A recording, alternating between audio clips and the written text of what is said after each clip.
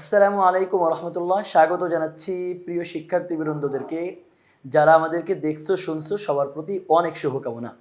আমরা কথা বলবো নবম ও দশম শ্রেণীর ইসলাম শিক্ষা বইয়ের দ্বিতীয় অধ্যায় শরীয়তের উৎস এর একটি গুরুত্বপূর্ণ পাঠ, শরীয়তের তৃতীয় উৎস আল ইজমা।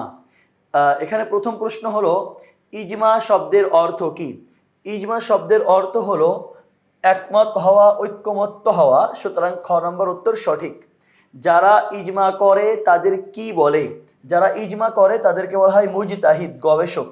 আলেম, সুফি অথবা ইমাম নয়। মুসলমানগণ যা ভালো মনে করে তা আল্লাহ তাআলার নিকটও ভালো। এ বাক্যে কিসের প্রতি গুরুত্বারোপ করা হয়েছে? কিয়াসের, ইজমার, সুন্নার নাকি কোরআনের? মুসলমানগণ যেটাকে ভালো মনে করছেন সেটা আল্লাহর কাছেও ভালো, তার মানে সব মুসলমানরা যেটা ভালো মনে করছেন। সুতরাং এখানে সঠিক উত্তর হলো ইজমা। এর পরের প্রশ্ন হলো, মহানবী সাল্লাল্লাহু আলাইহি ওয়াসাল্লামের পরবর্তী কোন যুগে ইজমা হতে পারে? সাহাবীদের, তাবেঈদের, উমাইয়াদের, যে কোনো যুগে। মহানবী সাল্লাল্লাহু আলাইহি ওয়াসাল্লামের পরে যে কোনো যুগে যখনই প্রয়োজন হবে তখন ইজমা হতে পারে। এটা সাহাবীদের যুগ হতে হবে, উমাইয়াদের যুগ হতে হবে বা তাবেঈদের যুগ হতে হবে এমন কোনো কথা নাই। মুজতাহিদ শব্দের আবিধানিক অর্থ কি? মুজতাহিদ শব্দের আবিধানিক অর্থ পণ্ডিত, গবেষণা, জ্ঞানী নাকি গবেষক? গবেষক। গবেষণা নয়, গবেষক। আল ইজতিহাদ মানে হলো গবেষণা। আর যারা গবেষণা করে মুজতাহিদ, তাদেরকে বলা হয় গবেষক। পরের প্রশ্ন হলো, শ্রেণীতে সবাই একমত হলো আব্দুল্লাহকে শ্রেণী ক্যাপ্টেন বানাবে। এ ধরনের সিদ্ধান্তের সাথে নিচের কোন বিষয়ের মিল রয়েছে? সবাই একমত হয়েছে মানে ইজমা। সুতরাং এখান থেকে আমরা গ নম্বরকে সঠিক হিসেবে গ্রহণ করতে পারি। কোরআন সুন্নাহ সমর্থিত মুসলিম উম্মতের পূর্ণবান গবেষকদের ঐক্যমত্যকে বলা হয় শরীয়ত, মাযহাব, ইজমা নাকি কিয়াস? এটাকে ইজমা বলা হয়। শরীয়তের তৃতীয় উৎস কোনটি? এটা সবারই জানা আছে। শরীয়তের প্রথম উৎস হলো কোরআন, দ্বিতীয় সুন্নাহ, তৃতীয় হলো ইজমা আর চতুর্থ কিয়াস। সুতরাং শরীয়তের তৃতীয় উৎস হলো ইজমা। এর পরের প্রশ্ন, ইসলামী শিক্ষার তৃতীয় উৎস কোনটি? কোরআন, হাদিস, ইজমা, কিয়াস। ইসলামী শিক্ষার তৃতীয় উৎস হলো ইজমা। শরীয়তের উৎস হিসেবে ইজমার স্থান কত? শরীয়তের যে উৎস আছে চারটা, এর মধ্যে ইজমার স্থান কত? এর মধ্যে ইজমার স্থান তৃতীয়। কোরআন, সুন্নাহ, এরপরে হলো ইজমা। আর তাদের কার্যক্রম সম্পাদিত হয় পারস্পরিক পরামর্শের ভিত্তিতে। আয়াতটি দ্বারা ইসলামী শরীয়তের কোন উৎসের প্রতি ইঙ্গিত করা হয়েছে? এই আয়াত দ্বারা ইসলামী শরীয়তের তৃতীয় উৎস ইজমার দিকে ইঙ্গিত করা হয়েছে, কারণ বলা হয়েছে তাদের সব কাজগুলো পরস্পরের পরামর্শের ভিত্তিতে হয়ে থাকে। হযরত আবু বকর রাদিয়াল্লাহু আনহু সাহাবীদের পরামর্শে কোরআন সংকলনের কাজটি সম্পন্ন করেন। তার এই কাজটি হচ্ছে ইজমার প্রমাণ, কিয়াসের প্রমাণ, ইজতিহাদ, ফিকহের পর্যালোচনা। তিনি সাহাবা একরামের পরামর্শে সবাই যখন একমত হয়েছেন তখন তিনি কোরআন সংকলনের কাজ করেছেন। সুতরাং এটা ক নম্বর, ইজমার প্রমাণ। সাহাবীগণ কোরআন সংকলন এনে একমত হয়েছেন, একে বলে, মাত্রই বলা হলো ইজমা। সুতরাং খ নম্বর সঠিক। এটা ইজতিহাদ, সুন্নাহ অথবা কিয়াস নয়। এর পরের প্রশ্ন হলো, তারাবিহের নামাজ 20 রাকাতের তথ্যসূত্র অথবা রমজান মাসে তারাবিহের নামাজ 20 রাকাত হওয়ার তথ্যসূত্র কোনটি?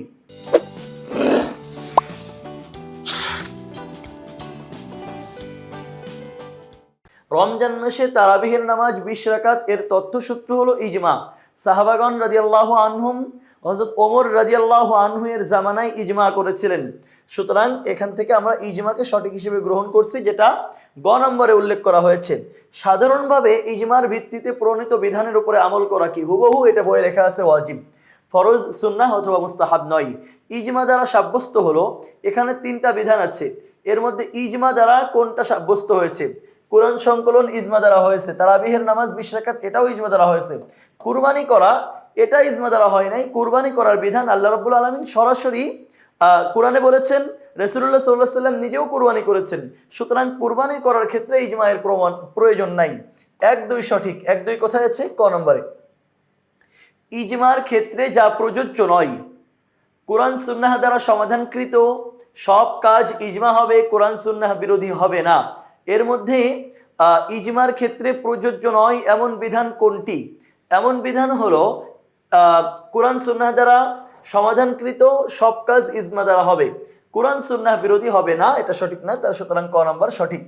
এরপরে প্রশ্ন হলো ইজমার সমর্থন রয়েছে কোরআনে হাদিসে কিয়াসে, কিয়াসের মধ্যে ইজমার সমাধান নাই, ইজমার সমাধান আছে কোরআন আর হাদিস, সুতরাং 1 নম্বর সঠিক নয়, 3 নম্বর সঠিক না, 1 2 সঠিক, সুতরাং ক নম্বরকে গ্রহণ করছি।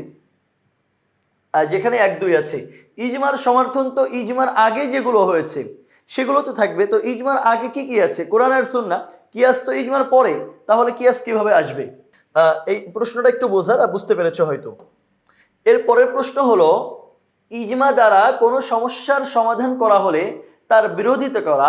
ইজমা দ্বারা একটা সমস্যার সমাধান করা হয়েছে, এখন কেউ এটার বিরোধিতা করতে চাচ্ছে, তাহলে কি হবে? চরম পাপ। অবশ্যই ইজমা দ্বারা একটা সমস্যার সমাধান করা হয়েছে, সেটার বিরোধিতা করা চরম পর্যায়ের পাপ। বিরোধিতার খাতিরে বিরোধিতা না, এমন একদম নর্মাল কোনো বিষয় এটা নয়। কোরআন হাদিসের বিরোধিতার নামান্তর অবশ্যই, কারণ ইজমাটা কোরআন হাদিস দ্বারা প্রমাণিত, সুতরাং 1 2 সঠিক। 1 2 আছে কোথায়? 1 3 সঠিক, 2 সঠিক না, তো 1 2 আছে গ নম্বরে, 1 3, এই জন্য আমরা গ নম্বরকে সঠিক হিসেবে গ্রহণ করছি। ইজমার উৎপত্তি হয় রাসূল সাল্লাল্লাহু আলাইহি সাল্লামের আমলে, সাহাবাগণের আমলে, নাকি তাবেঈদের আমলে? ইজমার উৎপত্তি কখন হয়েছে? ইজমার উৎপত্তি রাসূল সাল্লাল্লাহু আলাইহি সাল্লামের যুগে তো হওয়ার প্রয়োজন নাই, কারণ রাসূলুল্লাহ সাল্লাল্লাহু আলাইহি সাল্লাম যখন ছিলেন তখন তো সব সমস্যা আল্লাহর কাছ থেকে তিনি কোরআন বা হাদিসের মাধ্যমে করে নিতে পারতেন, আর সাহাবীদের যুগে ইজমার উৎপত্তি হয়েছে, তো এখানে তো তাবেঈদের যুগের আর প্রয়োজন নাই, উৎপত্তি সাহাবীদের যুগেই হয়ে গেছে। খোলাফায়ে রাশিদিনের আমলে ইজমার প্রতিষ্ঠিত হওয়ার দালিলিক প্রমাণ হলো পবিত্র কোরআন সংকলন, জামাতে তারাবিহের সালাত আদায়, মহিলাদের মসজিদে জামাতে নামাজ আদায়, মহিলাদের মসজিদে জামাতে নামাজ আদায়, এটা রাসূলুল্লাহ সাল্লাল্লাহু আলাইহি সাল্লামের যুগেও ছিল, সুতরাং 1 2 সঠিক, যেটা ইজমা দ্বারা প্রতিষ্ঠিত হয়েছে। আমাদের সমাজের মধ্যে এই 3য় নম্বর এখানে যেটা লেখা আছে, এই ব্যাপারে চরম পর্যায়ের মানুষের বাড়াবাড়িও আছে, ছাড়াছাড়িও আছে, যেটা গ্রহণযোগ্য না। বাড়াবাড়িটা হলো যে কেউ কেউ মনে করেন যে মহিলাদের হয়তো মসজিদে যাওয়াই যাবে না, নিষিদ্ধ, আবার কেউ কেউ মনে করেন যে না, এটা গেলে মনে হয় চরম পর্যায়ের পাপ হবে। এই বাড়াবাড়ি আর সারাসারির মধ্যপন্থা হলো ইসলাম। রাসূলুল্লাহ সাল্লাল্লাহু আলাইহি সাল্লামের যুগে অনেক মহিলারাই মসজিদে নামাজ পড়তে আসতেন, জুমার নামাজ পড়ার জন্য আসতেন, ঈদের নামাজ পড়ার জন্য আসতেন, অথচ আমরা এখন বর্তমানে মসজিদ বা ইসলামী কেন্দ্রগুলোকে শুধুমাত্র পুরুষদের জন্য করে ফেলেছি, যেটা আমাদের একটা সামাজিক অপরাধ। এই অপরাধ প্রবণতা থেকে আমাদেরকে বের হয়ে আসতে হবে। রাসূলুল্লাহ সাল্লাল্লাহু আলাইহি সাল্লামের মসজিদ আর নববীতেই প্রতিদিনই প্রচুর পরিমাণে মহিলারা নামাজ পড়তে আসতেন, এমনকি ওনারা ফজরের নামাজ পড়ার জন্য দূর দূর থেকে আসতেন। তাহলে আমাদের এই সমাজে কেন এটাকে একটা সিস্টেম করে ফেলা হয়েছে যে মহিলাদের মসজিদে আসাই যাবে না? আমি ঠিক বুঝি না। এটা ওনারা যারা এই সিস্টেমটা বলেন বা এই কথাগুলো বলেন, তারা কোথায় পেয়েছেন এগুলো আর কোথা থেকে এই সিস্টেম আমদানি করেছেন আমার জানা নাই। তবে আমি যেটা জানি সেটা হলো রাসূলুল্লাহ সাল্লাল্লাহু আলাইহি সাল্লামের যুগে রাসূলুল্লাহ সাল্লাল্লাহু আলাইহি সাল্লামের পিছনে মহিলারা মসজিদে নামাজ পড়তে আসতেন। হ্যাঁ, তবে মহিলাদের জন্য তাদের ঘর উত্তম, এটা তো ঠিক আছে, এই কথা আমি সবসময় বলছি, কিন্তু প্রয়োজনে মহিলারা যখন বাইরে যাবে তখন তারা মসজিদে নামাজ পড়তে পারবে, তারা জুমার নামাজ পড়তে যেতে পারবে, তারা ঈদের নামাজ পড়তে যেতে পারবে। এটা প্রাসঙ্গিক হিসেবে আলোচনা এলো, এজন্য বলে দিলাম। যারা ইজমা করেন তাদের কি বলে? যারা ইজমা করেন তাদেরকে বলা হয় মুজতাহিদ। এই শব্দটাই তোমাদের বইয়ে আছে, এর অর্থ হলো গবেষক। তাহলে শরীয়তের 3য় উৎস ইজমা নিয়ে আমরা অনেকগুলো প্রশ্নের সমাধান করলাম, যেগুলো তোমাদের জীবনের জন্য প্রয়োজন হবে, তোমাদের জ্ঞান বৃদ্ধির ক্ষেত্রে সহায়ক হবে, তোমাদের পরীক্ষার জন্য সহযোগিতা করবে। পরবর্তী ক্লাস দেখার আমন্ত্রণ জানিয়ে আজ বিদায় নিচ্ছি। যারা দেখছিলে শুনছিলে সবার প্রতি অনেক অনেক শুভকামনা। আল্লাহ হাফেজ। আসসালামু আলাইকুম ওয়া রাহমাতুল্লাহ।